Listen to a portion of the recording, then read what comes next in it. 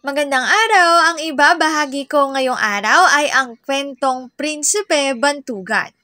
Ito ay ikatlong salaysay ng Darangan. Magbasa, makinig, matuto at magsaya. Ako si Binibining Menya. Handa na ba kayo? Tara na, umpisahan na nating isa-isahin at pirapirasuhin ang mga detalyeng nakapaloob dito. Maaari kong ibigay ang soft copy ng video na ito, mag-email ka lamang o kaya naman ay mag-message sa aking Facebook page. Ilalagay ko ang aking email sa gitnang bahagi ng video at ang Facebook page naman ay sa huling bahagi matatagpuan. Maraming salamat sa panonood! Katulad ng binanggit ko kanina, ang ibabahagi ko ngayong araw ay ang kwentong Prinsipe Bantugan. Ito ay ikatlong salaysay ng Darangan. Magkapatid sina Bantugan at Haring Madali ng kaharian ng Bumbaran. Labis ang ni Haring Madali sa kapatid sapagkat hindi lamang ang kakaibang katapangan ang totoong hinahangaan sa kanya, kundi maging ang paghanga at pagkakagusto ng maraming dalaga rito. Kaya, bilang hari, ipinag-utos niya na walang makikipag-usap kay Prinsipe Bantugan at sino man ang sumaway ay nang naging dahilan ito ng pangingibang bayan ni Prinsipe Bantugan. Nang nilisan niya ang Bumbaran ay kung saan-saan siya nakarating. Isang araw, dahil sa matinding pagod ay nagkasakit at sa lupaing nasa pagitan ng dalawang dagat. Natagpuan si Prinsipe Bantugan ni Prinsesa Datimbang at ng kapatid nitong hari. Hindi nila nakilala si Prinsipe Bantugan kaya sumangguni sila sa konseho kung ano ang dapat nilang gawin.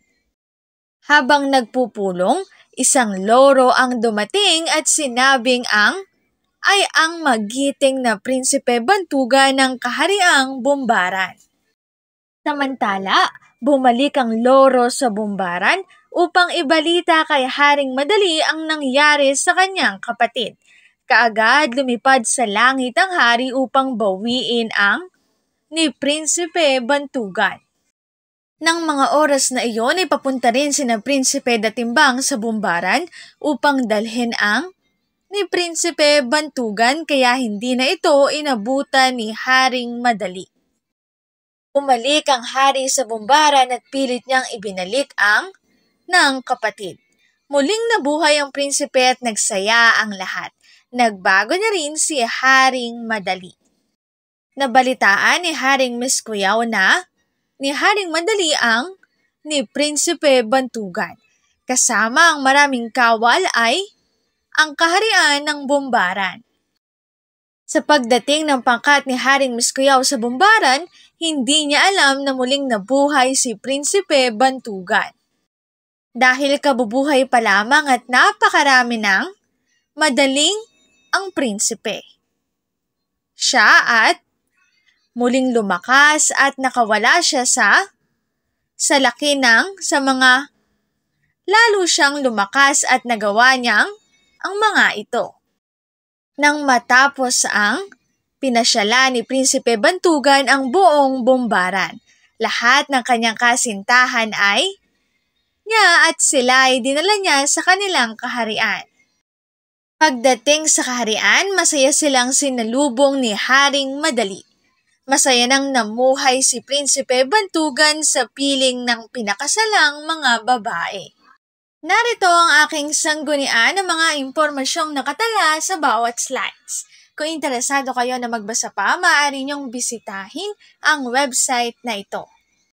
Prinsipe Bantugan, ikatlong salaysay ng Darangan. Dito na nagtatapos ang aking pagbabahagi. Sana ay marami kayong natutuhan. Muli, magbasa, makinig, matuto at magsaya. Ako si Binibining Menya. Paalam!